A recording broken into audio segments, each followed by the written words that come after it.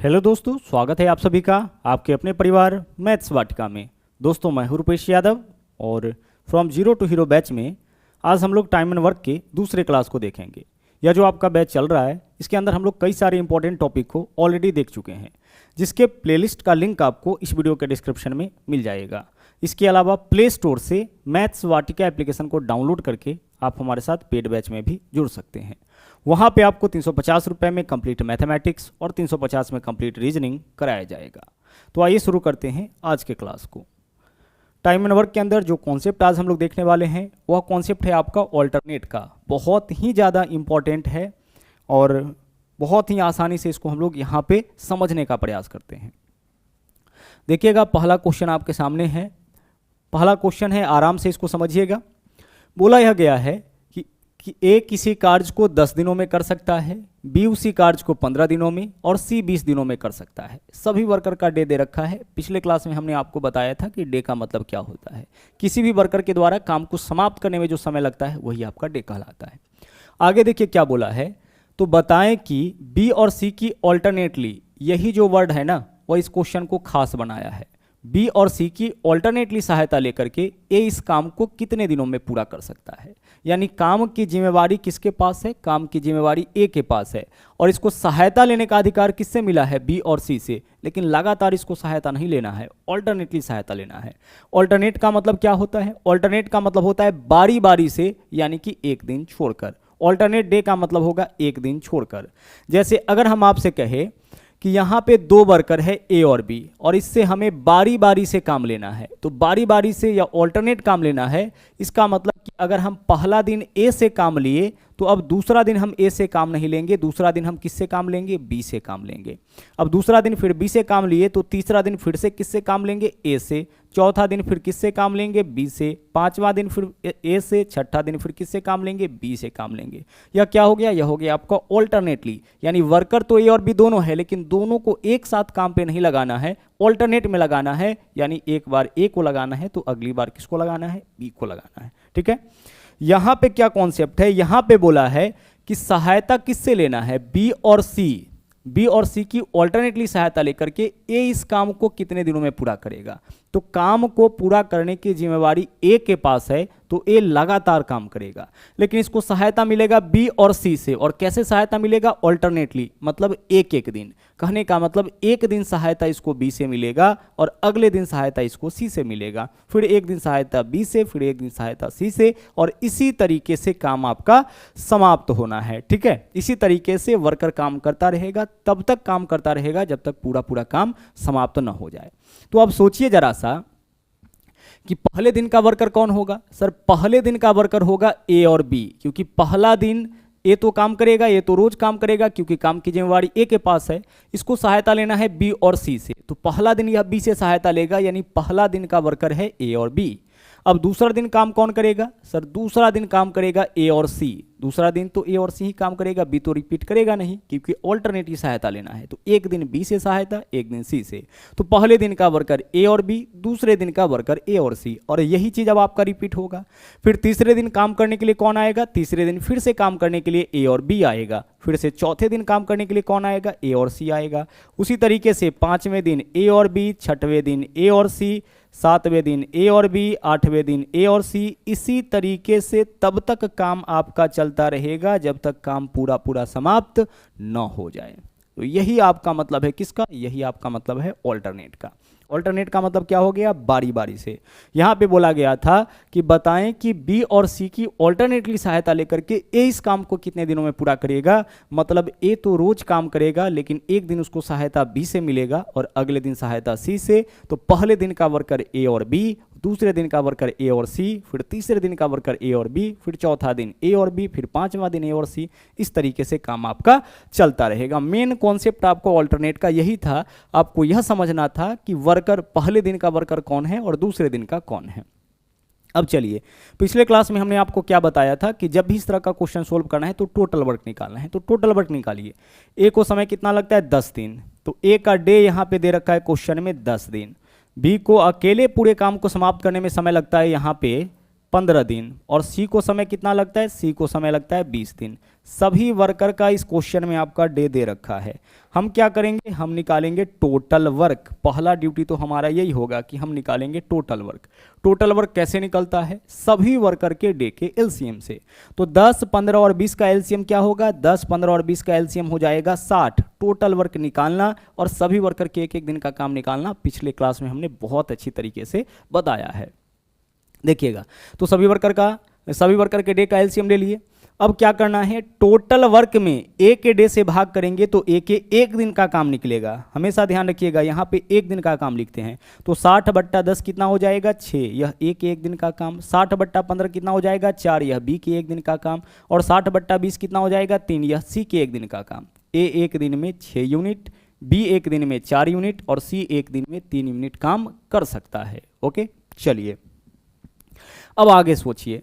यहां पे अगर हम आपसे कहे कि पहला दिन काम कौन करेगा, तो पहला दिन काम करेगा ए और बी। तो सोचिए कि पहला दिन कितना काम होगा, तो ए करता है एक दिन में 6 यूनिट काम, बी करता है एक दिन में 4 यूनिट काम। तो 6 + 4 यानी कि पहला दिन कुल मिला के 10 यूनिट काम होगा, क्योंकि पहले दिन का वर्कर है ए और ए और बी मिलकर एक दिन में कितना यूनिट काम कर सकता है, तो ए कर सकता है 6 यूनिट, बी कर सकता है 4 यूनिट, दोनों मिलकर करेगा तो पहला दिन काम होगा 10 यूनिट। दूसरा दिन काम कौन करेगा, दूसरा दिन का वर्कर है ए और सी। तो अब देखिए कि ए और सी मिलकर एक दिन में कितना काम कर सकता है, तो ए करता है 6 यूनिट, बी को मत देखिए, अब ए 6 यूनिट, सी 3 यूनिट, तो 6 और 3 9, यानी कि दूसरा दिन आपका काम होगा 9 यूनिट। ठीक है, इतना कॉन्सेप्ट क्लियर होना चाहिए। पहला दिन ए और बी, ए एक दिन में 6 यूनिट और बी 4, तो 6 और 4 10, जो भी वर्कर आएगा वह तो अपना काम करेगा।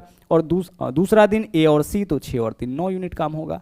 अब यही चीज रिपीट होगा, पहला दिन 10, दूसरा दिन 9, फिर तीसरा दिन 10, फिर 9, फिर 10, फिर 9, फिर 10, फिर 9, इस तरीके से काम आपका होता रहेगा। ठीक है, चलिए इसी चीज को आगे कंटिन्यू करते हैं, पहले बेसिक से ही समझ लेते हैं। अब तीसरा दिन फिर से कितना यूनिट काम होगा, 10 यूनिट, क्योंकि रिपीट कर रहा है ए बी। फिर चौथा दिन 9 यूनिट, फिर पांचवा दिन 10 यूनिट, फिर छठा दिन फिर से आपका 9 यूनिट।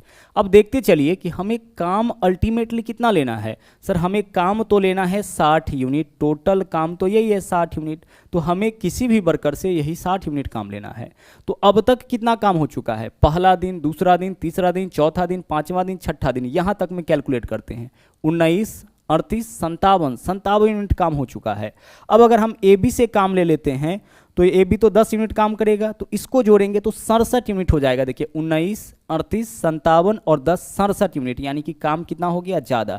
तो हमें इस वर्कर से काम नहीं लेना है, यहीं तक हमें आकर के रुक जाना है, क्योंकि अगर हम ए बी से काम ले लेते हैं तो क्या हो जाएगा, काम का मात्रा ज़्यादा हो जाएगा। हमें 67 यूनिट तो काम लेना ही नहीं है, हमें कितना यूनिट काम लेना है, 60 यूनिट। तो या तो बराबर करना है या बराबर से पहले आपको रुकना है।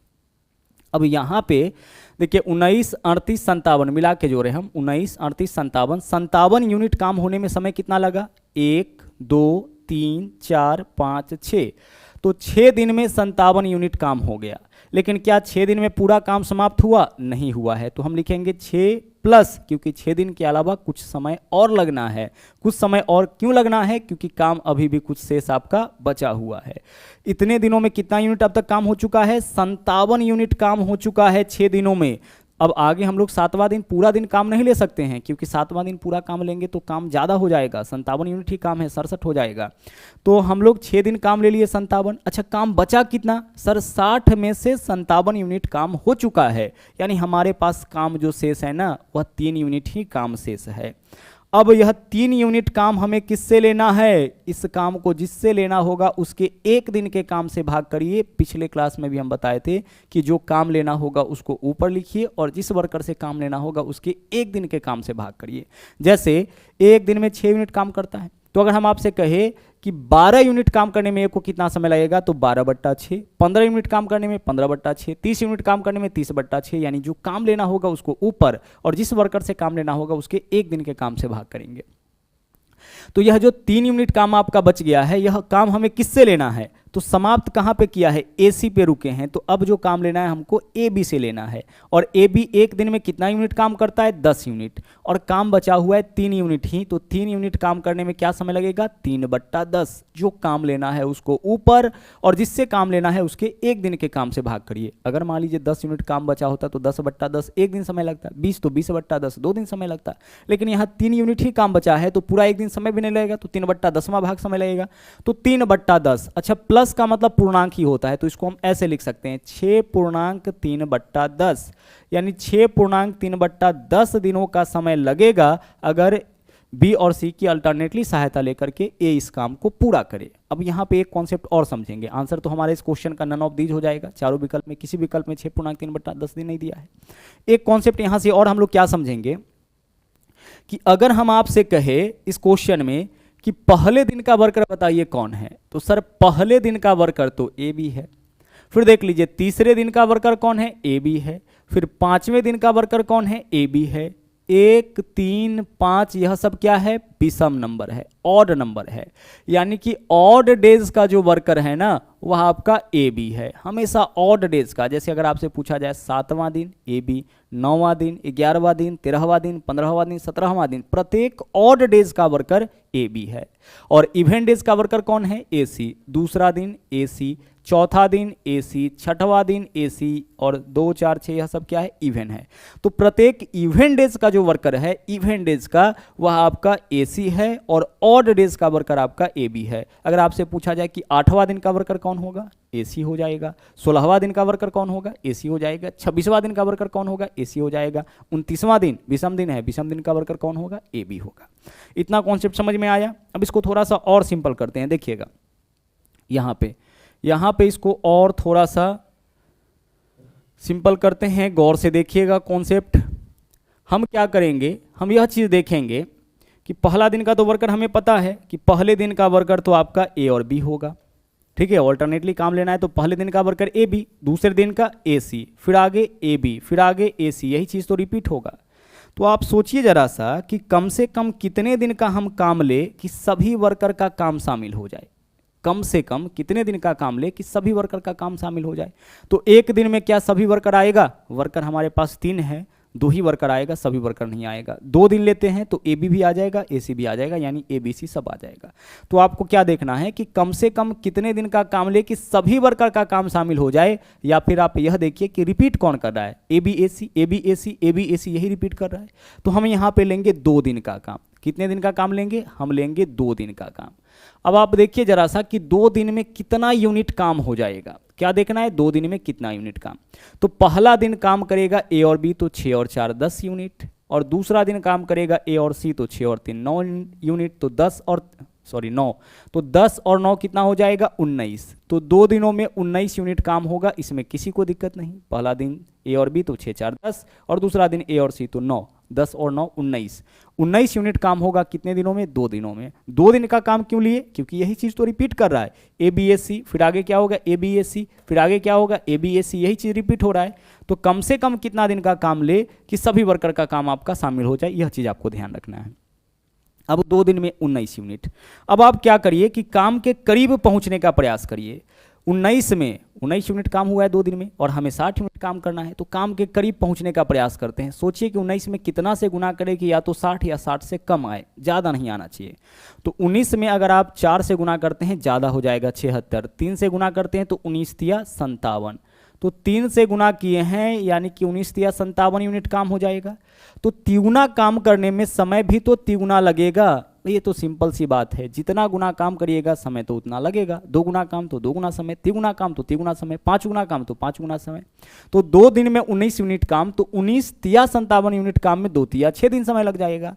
तो 6 दिन समय तो लगा, लेकिन पूरा काम नहीं हुआ, मात्र 57 यूनिट काम हुआ। काम कितना शेष बचा हुआ है, अभी भी काम 3 यूनिट शेष बचा हुआ है। और इस 3 यूनिट काम की जिम्मेवारी किसके पास, तो 6 दिन काम हो चुका है, 7वें दिन का वर्कर ए बी ही तो होगा। तो 7वें दिन का वर्कर ए बी, और ए बी एक दिन में 10 यूनिट काम करता है, तो 3 यूनिट काम में 3/10, यानी कि 6.3/10 दिन का समय लगेगा काम को पूरा पूरा समाप्त होने में। मेन कॉन्सेप्ट आपका यही था। अब चलते हैं अगले क्वेश्चन की ओर। देखिएगा यहाँ पे वर्कर का संख्या 2 ही है, ए और बी किसी काम को पूरा करने में 8 तथा 10 दिन लेते हैं, किंतु वे ए के द्वारा कार्य आरंभ करने के उपरांत बारी बारी से एक एक दिन काम करे तो काम को पूरा करने में कितना समय। बारी बारी इसका मतलब क्या है, ऑल्टरनेट है। ठीक है, एक दिन ए काम का जो शेड्यूल है कैसे है, एक दिन काम करेगा ए, अगला दिन बी, फिर अगला दिन ए, फिर अगला दिन बी, फिर अगला दिन ए, फिर अगला दिन बी। इसी तरीके से काम लेना है और तब तक काम लेना है जब तक काम पूरा पूरा समाप्त ना हो जाए। देखिए ए को समय लगता है 8 दिन और बी को समय 10 दिन। ए को समय क्या लगता है 8 दिन और बी को समय क्या लगता है पूरे काम को समाप्त करने में 10 दिन। दोनों वर्कर का डे दे रखा है, टोटल वर्क निकालिए, इसका कर लीजिए एलसीएम। 8 और 10 का एलसीएम कितना हो जाएगा, 40 हो जाएगा। 40/8 एक दिन में 5 यूनिट, 40/10 एक दिन में 4 यूनिट। ए के एक दिन का काम निकल गया और बी के एक दिन का काम निकल गया। आसानी से निकाल सकते हैं दोनों का एलसीएम। टोटल वर्क में ए के डे से भाग करेंगे, ए के एक दिन का काम। टोटल वर्क में बी के डे से भाग करेंगे, बी के एक दिन का काम। काम हमें लेना है बारी बारी से। शुरुआत किससे करना है, ए से, तो ए से शुरू करके बारी बारी से एक एक दिन काम लेना है। अब आप सोचिए कि पहला दिन काम कौन करेगा, ए काम करेगा, तो ए एक दिन में 5 यूनिट काम। दूसरा दिन काम कौन करेगा, बी काम करेगा, बी एक दिन में कितना यूनिट काम, 4 यूनिट काम। और यही चीज तो रिपीट होगा, हाँ सर यही रिपीट होगा। तो हम क्या करेंगे, हम निकालेंगे 2 दिन का काम। 2 दिन का काम क्यों निकालेंगे, क्योंकि कम से कम 2 दिन में जो है यह एक साइकिल जो है ए और बी का वह पूरा होता है। 2 दिन में कितना यूनिट काम, तो पहला दिन ए, दूसरे दिन बी, 5 और 4 कितना 9, पहला दिन 5, दूसरा दिन 4, 9 यूनिट काम।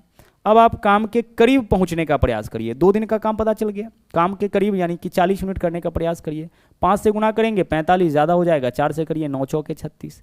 तो 4 गुना काम में समय भी तो 4 गुना लगेगा, हाँ सर 4 गुना समय लगेगा। तो 2 चौके 8 दिन, क्या 8 दिन में काम पूरा हो गया है, नहीं, तो प्लस लिखिए। प्लस इसलिए क्योंकि 8 दिन के बाद कुछ समय और लगना है। 9 गुने 4 यानी कितना यूनिट काम हो गया सर, 36 यूनिट काम हो गया। काम कितना शेष बचा, 40 में से 36 यूनिट काम हुआ है, यानी कि 4 यूनिट काम अब भी शेष बचा हुआ है। अब यह 4 यूनिट काम किससे लेना है, यह 4 यूनिट काम जो हमें लेना है, देखिए 8 दिन काम हो गया है, 9वां दिन का वर्कर फिर से तो ए ही होगा ना। 9वें दिन का, पहले दिन का जो वर्कर होगा वही 9वें दिन का, विषम दिन का वर्कर तो ए ही होगा। तो ए एक दिन में 5 यूनिट काम करता है और उसे 4 यूनिट ही काम लेना है, तो 4/5 दिन का समय, यानी 8.4/5 इतना दिन का समय लग जाएगा अगर ए और बी इस काम को ऑल्टरनेटली करता है तो। ठीक है, चलिए सिंपल सा कॉन्सेप्ट है, बस आपको अच्छी तरह से समझना है। आगे देखिएगा, अगला क्वेश्चन जो यहाँ पे है उसको देखिएगा क्या है। यहाँ बोला गया है कि ए किसी काम को 10 दिन में, जबकि बी उसी काम को 30 दिन में और सी 60 दिन में। यदि एक दिन बी और सी, एक दिन बी और सी क्रमशः ए को काम करने में सहायता करे तो ज्ञात कीजिए कि काम कितने दिनों में समाप्त होगा। सेम कॉन्सेप्ट है, आइए फटाफट से इसको बनाते हैं। ए को समय कितना लगता है 10 दिन, बी को समय कितना लगता है, बी को समय लगता है 30 दिन और सी को समय लगता है 60 दिन। जो पहला ड्यूटी है हमारा, पहले उसको पूरा करते हैं। टोटल वर्क निकालिए, सबका एलसीएम कितना हो जाएगा 60। टोटल वर्क में ए के डे से भाग, ए के एक दिन का काम 60/30, बी के एक दिन का काम 60/60, सी के एक दिन का काम, सभी वर्कर के एक एक दिन का काम निकल गया। काम कैसे लेना है, एक एक दिन बी और सी क्रमशः ए को काम करने में सहायता करे, यानी पहला दिन ए को सहायता मिलेगा बी से और अगला दिन ए को सहायता मिलेगा सी से, और यही चीज आपका क्या होना है, यही चीज आगे भी आपका रिपीट होना है। तो हम क्या करेंगे, हम यह सोचेंगे कि कम से कम कितने दिन का काम ले कि सभी वर्कर का काम शामिल हो जाए। तो 2 दिन में तो सभी वर्कर हो जाएगा, तो 2 दिन में कितना काम होगा, पहला दिन ए और बी तो 6 और 2 8 यूनिट, ए और बी 8 यूनिट, और दूसरा दिन ए और सी तो 6 और 1 7 यूनिट, यानी 8 और 7 कितना 15 यूनिट काम आपका हो जाएगा 2 दिनों में। क्योंकि पहले दिन का वर्कर तो ए और बी है तो ए और बी 6 और 2 8, और दूसरे दिन का वर्कर आपका ए और सी है तो 6 और 1 7, 8 और 7 15 यूनिट काम आपका होगा 2 दिन में। काम के करीब पहुंचिए, 60 तक पहुंचने के लिए कितना से गुना करना पड़ेगा, 4 से 15 चौके 60। तो यहाँ भी क्या करेंगे 4 से गुना, 4 गुना काम तो 4 गुना समय, 2 चौके 8 दिन। क्या काम बचा हुआ है, नहीं बचा हुआ है, तो यही 8 दिन आपका आंसर हो जाएगा। 15 चौके 60 मिनट काम में 2 चौके 8 दिन का समय आपको यहाँ पे लग जाएगा। चलिए अगला क्वेश्चन, एक इस तरीके से भी क्वेश्चन पूछा जाता है। देखिएगा इस क्वेश्चन में खास बात क्या है, बोला है ए बी सी एक काम को 20 30 और 60 दिन में। तो पहले तो डे लिख दीजिए, ए को समय कितना लगता है 20 दिन, बी को समय 30 दिन और सी को 60 दिन। सभी वर्कर का डे दे रखा है 30 दिन और सी को समय कितना लगता है 60 दिन का समय लगता है। ठीक है, जो पहला ड्यूटी है उसको पूरा करिए, टोटल वर्क निकालिए। 20, 30 और 60 का एलसीएम क्या होगा? 60 होगा। 60/20 3, 60/30 2, 60/60 1। सभी वर्कर के एक एक दिन का काम निकल गया। अब क्वेश्चन में आते हैं। यहां पे देखिएगा क्या बोला है। बोला है ए इस काम को बी तथा सी के प्रति तीसरे दिन सहायता से करे तो काम कितना दिन में पूरा होगा। यानी कि बारी बारी से इस बार बी और सी से सहायता नहीं लेना है, बी और सी से सहायता एक साथ लेना है, लेकिन प्रति तीसरे दिन। इसका मतलब क्या हुआ?